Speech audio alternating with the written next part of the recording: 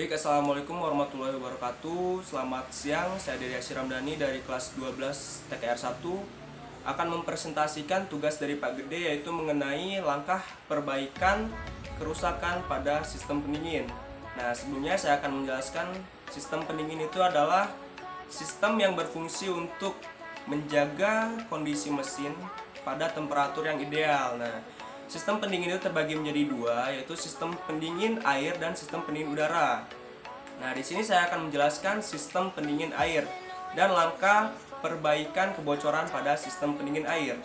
Nah, oke, berikut ini adalah komponen sistem pendingin air. Yang pertama ada radiator, tutup radiator, selang, reservoir tank, water pump, cooling fan atau kipas pendingin, dan ada termostat.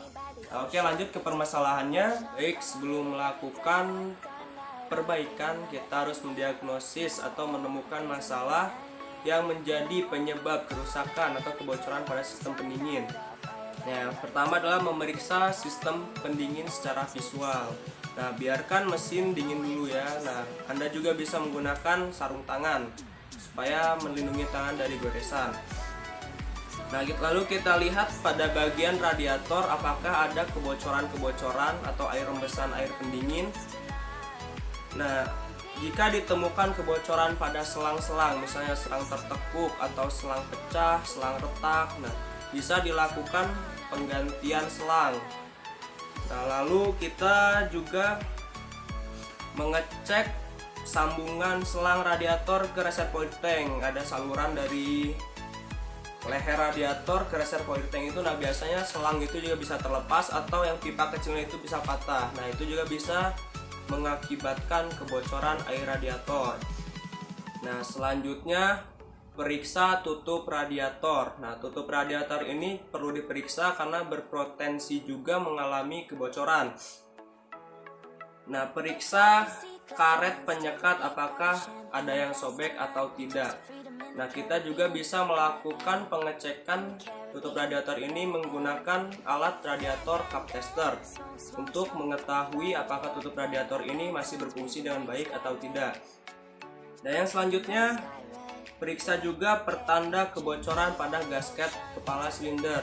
Nah, jika gasket kepalanya bocor, maka biasanya ditemukan kebocoran di area gasket itu, bisa kebocoran air pendingin.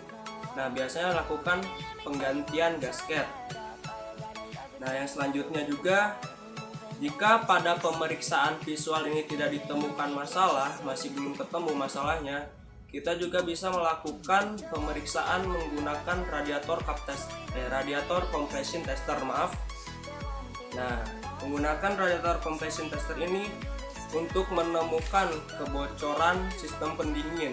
Nah, kita pakai radiator compression tester, lalu kita tekan sesuai kapasitas tekanannya. Nah, jika ditemukan kebocoran, maka lakukan penggantian komponen. Nah, bisa juga ditemukan pada beberapa kasus, misalnya radiatornya kebentur atau kecelakaan. Nah, itu harus dilakukan penggantian komponen radiator, dan penggantiannya harus dilakukan oleh profesional. Nah, baik, demikian yang hanya bisa saya sampaikan. Mohon maaf jika ada kekurangan pemahaman materi. Saya ucapkan terima kasih. Selamat siang. Wassalamualaikum warahmatullahi wabarakatuh.